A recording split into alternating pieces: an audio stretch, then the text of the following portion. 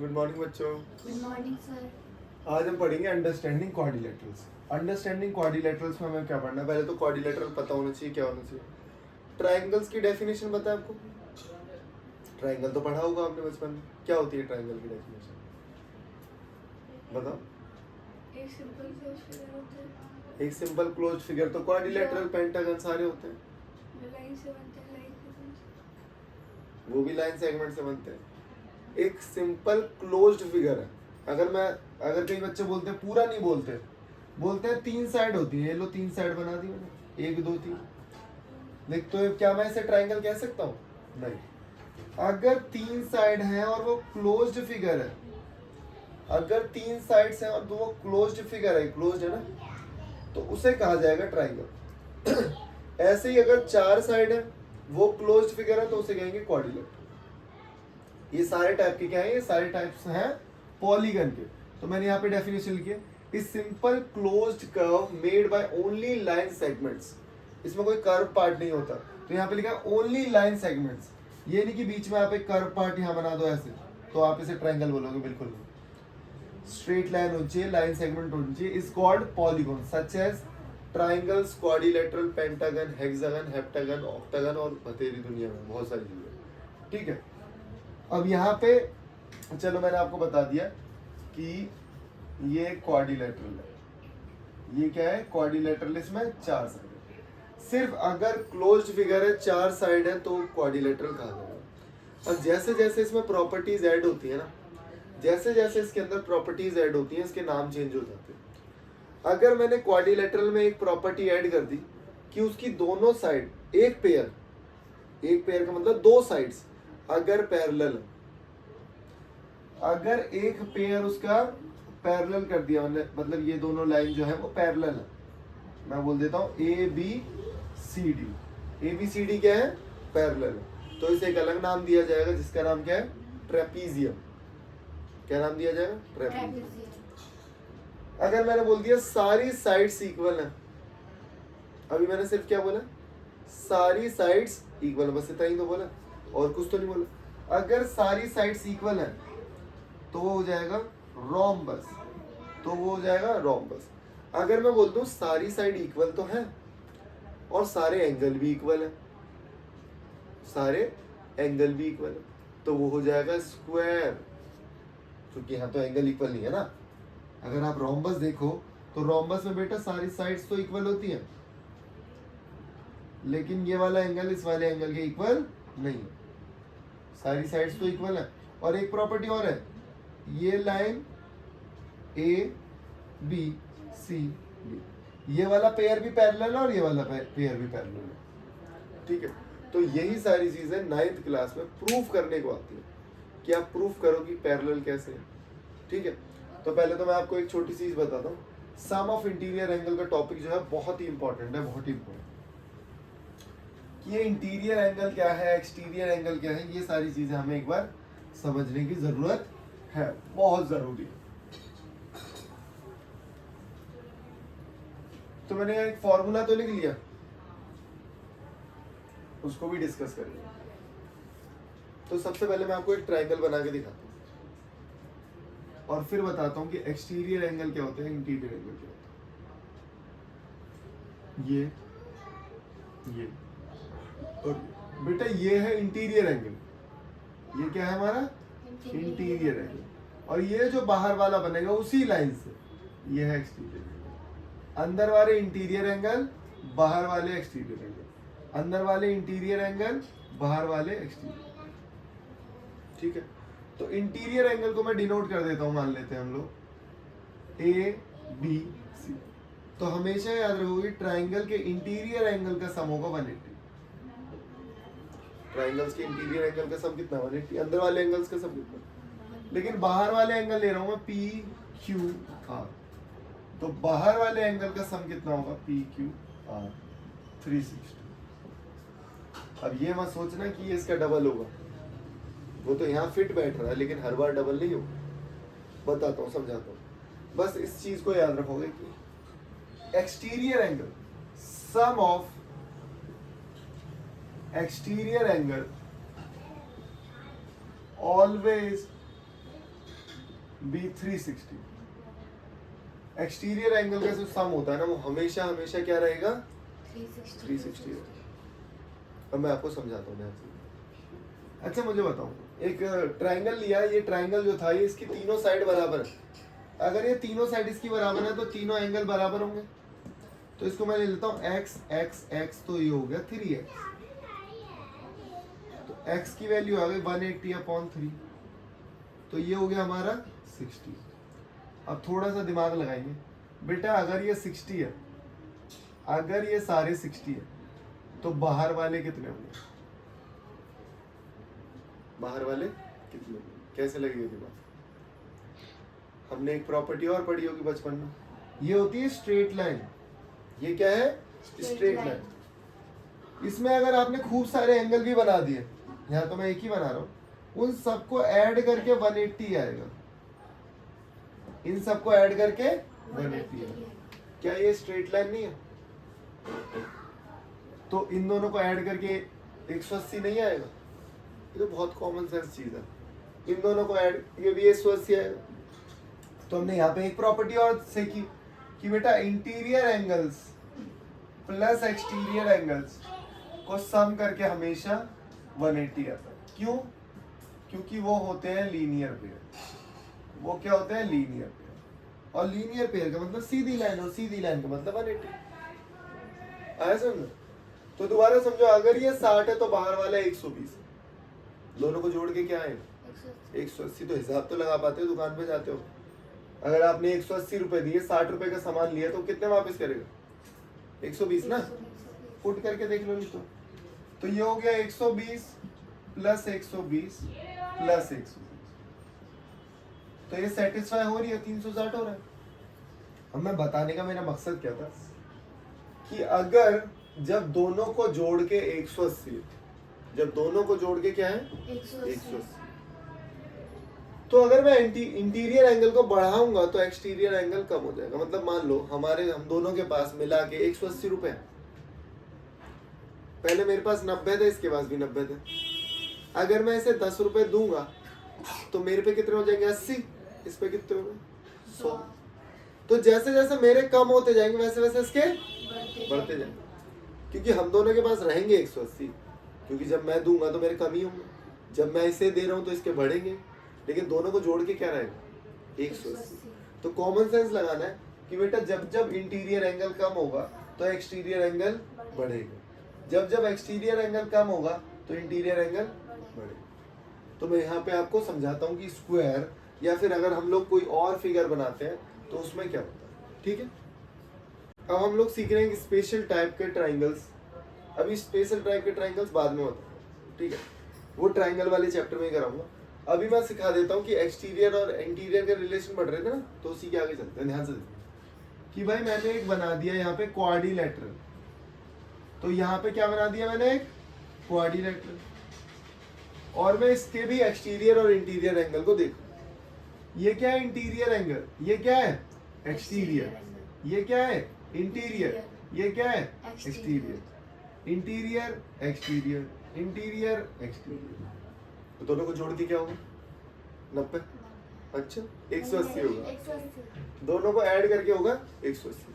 लेकिन मैंने बोल दिया ये स्क्वायर, मैंने क्या बोल दिया? ये स्क्वायर है। अगर ये स्क्वायर तो अंदर वाला कितना? 90। और बाहर वाला कितना? 60। कैसे बेटा? 90 ही तो होगा, 180 है ना, जोड़ के 180। ध्यान दो, समझो चीजें, इतना घबराने की जरूरत नहीं। तो देखो मैंने बताया interior angle plus exterior angle, interior angle plus exterior angle is equal to 180। तो जब इंटीरियर एंगल 60 था तो ये 120 हुआ। अगर ये साइड्स बढ़ गई, पहले इसके पास साइड्स कितनी थी? यहां मैं लिख रहा हूं साइड्स। साइड कितनी थी इसके पास? 3 साइड्स थी ना। अगर साइड बढ़ा दी,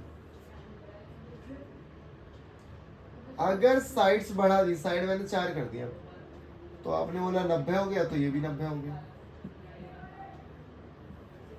अगर मैंने साइड 5 कर दी तो ये 72,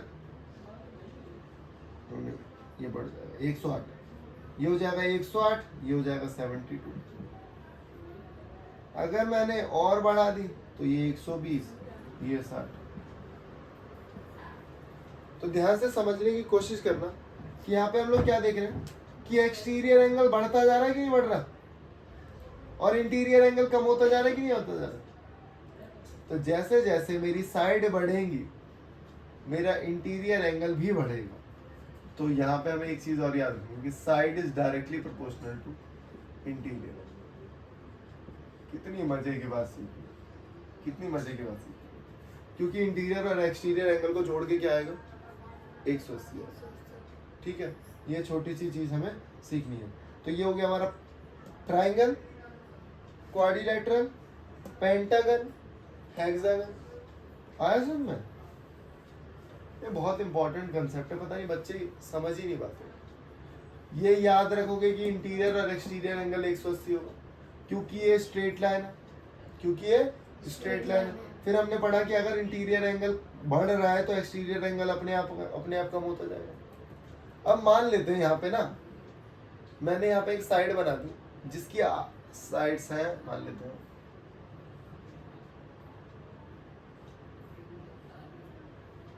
1 2 3 4 5 6 साइड्स है। और मुझे नहीं पता कि इसका अंदर वाला एंगल कितना है, बाहर वाला एंगल कितना है। अगर मुझे बाहर वाला एंगल पता होगा तो क्या अंदर वाला एंगल निकाल सकते हैं? अगर मुझे बाहर वाला एंगल पता होगा तो अंदर वाला निकाल सकते हैं? निकाल सकते हैं। क्यों? क्योंकि दोनों को जोड़ के कितना है 180।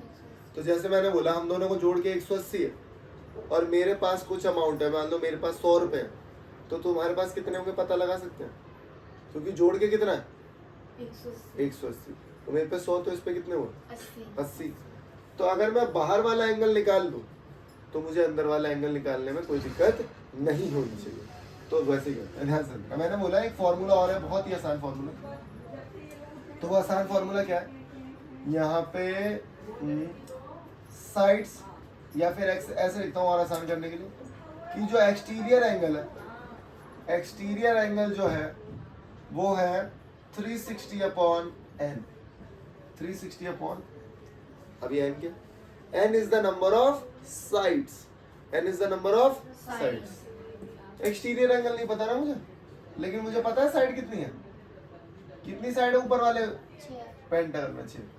तो बताओ इसे कट करना 60। अगर बाहर वाला एंगल 60 है तो अंदर वाला कितना होगा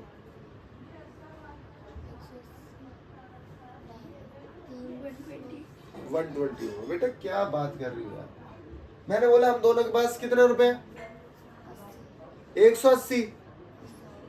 180। तो अगर आपके पास 60 रुपए तो मेरे पास कितने होंगे 120। तुम दुकान पे जाया करो सामान लेने, जाती हूँ। नहीं जाती तुम? आज तो पैसे दे देता वो ले आती होगी। हाँ, हिसाब लगाना बिल्कुल नहीं आता आपको, ऐसे काम नहीं चलेगा, मैं पनिश करूंगा नहीं तो।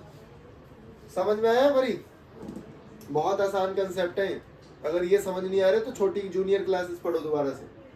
और ये मैं तो 8th क्लास का पढ़ा रहा हूँ, ये अभी हमारा चल रहा है 8th क्लास का। ठीक है, तो हमने एक चीज और सीखी। हमने अभी क्या सीखा, एक्सटीरियर एंगल का फॉर्मूला सीखा कि अगर एक्सटीरियर एंगल निकालना तो कैसे निकालना, अगर हमें साइड दे रखी है। बहुत इंपॉर्टेंट पॉइंट है। दूसरा पॉइंट क्या है, दूसरा पॉइंट है सम ऑफ एंगल्स या सम ऑफ इंटीरियर एंगल।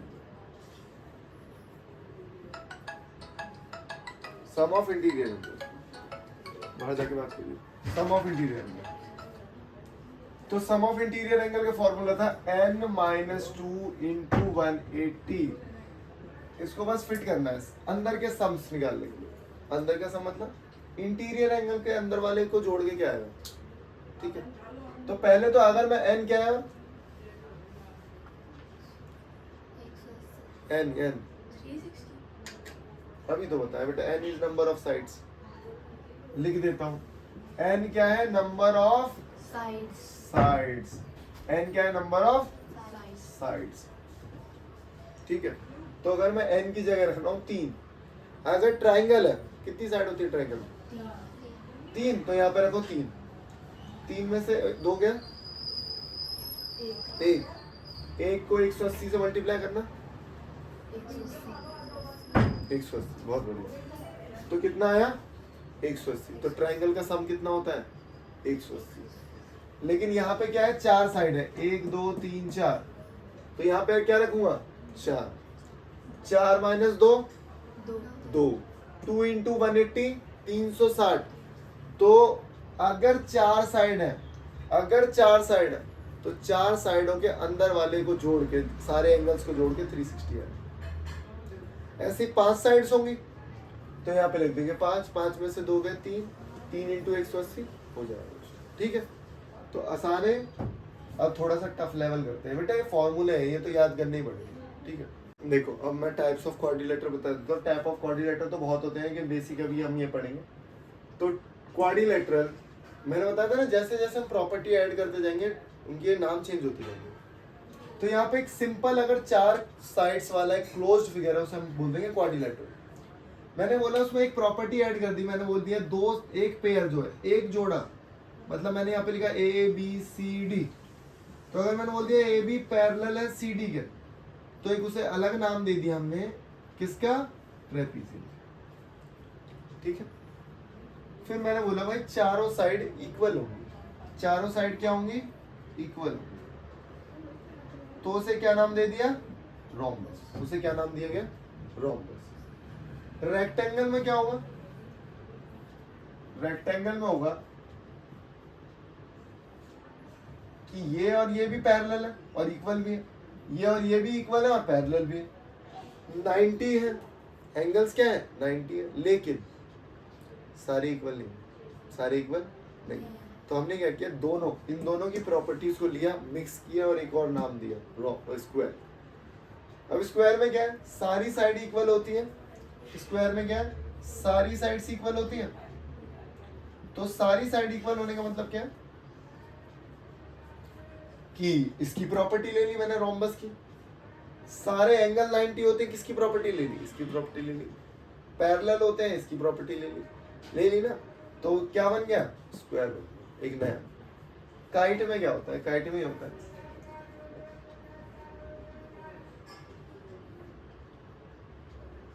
ना पैरेलल होते हैं ना कुछ होते हैं, लेकिन बस एक प्रॉपर्टी है कि ये वाला जो डायगोनल है ना, ये वाला डायगोनल, ये दोनों बराबर बराबर भागों में बटेंगे कि एक डायगोनल। अब डायगोनल क्या होता है, अगर आप दो अपोजिट एंगल्स के वर्टेक्स को जोड़ देते हैं। डायगोनल्स क्या होता है, यहाँ पे मैं एक पॉइंट दिख रहा है मुझे, यहाँ पे एक पॉइंट दिख रहा है, इन दोनों को जोड़ दूँ, ये तो पहले से ही जुड़े हुए हैं, यहाँ पे दिख रहा है इससे और इससे तो पहले से ही जुड़ा है इससे, तो ये और डायगोनल, और ये है बाइसेक्टर। क्या है ये, बाइसेक्टर। यहाँ पे ये ज्वाइन हो रहा है ना, ठीक है। तो ये बेसिक प्रॉपर्टी है कि इसके डायगोनल इक्वल हो ना हो, इनके डायगोनल इक्वल होते हैं, इनके डायगोनल इक्वल होंगे, इसके भी डायगोनल इक्वल होंगे। अच्छा ये है क्या, ये सारे, ये पैरेललोग्राम। पैरेललोग्राम क्या होता है, जिसके दो पेयर पैरेलल होते हैं। दो पेयर का मतलब क्या है भाई, एक ये वाला जोड़ा भी पैरेलल होगा और ये वाला जोड़ा भी पैरेलल होगा, मतलब आमने सामने वाली साइड पैरेलल होती है। अगर पैरेलल हुई तो वो इक्वल भी होंगे, जैसे अगर मैंने बोल दिया पैरेलल है, दो पेयर पैरेलल है, तो वो इक्वल ही होंगे। यहाँ पे मैंने बोल दिया दो पैरेलल, दो साइड्स जो दो पेयर है वो इक्वल है, तो पैरेलल भी होता है। ठीक है, तो यही सारी चीजें 9th क्लास में प्रूफ कर रही है। ठीक है, उसके बाद डायगोनल के बारे में और समझेंगे थोड़ा सा कि बेटा जो डायगोनल्स होते हैं ना, मैंने आपको बताया अगर पैरेलल ऑफ ग्राम है तो बाइसेक्ट ईच अदर होएगा। बाइसेक्ट ईच अदर का मतलब दोनों को बराबर बराबर भागों में वो कट कर देंगे। अगर मैंने बोला ये 5 है तो ये भी 5 होगा, ये 10 है तो ये भी 10 होगा, क्योंकि दोनों वो इक्वल होंगे। Bisect each other, bisect each other. Rhombus में एक खास प्रॉपर्टी है, रोम्बस में एक खास प्रॉपर्टी की डायगोनल जो है वो 90 डिग्री पर बाइसेक्ट होते हैं। डायगोनल्स जो है वो 90 डिग्री पर बाइसेक्ट होते हैं। तो यहाँ पे हम लोग पाइथागोरस थ्योरम का भी यूज करते हैं बहुत बार, तो वो सिखाऊंगा आपको अभी थोड़ी देर, ठीक है।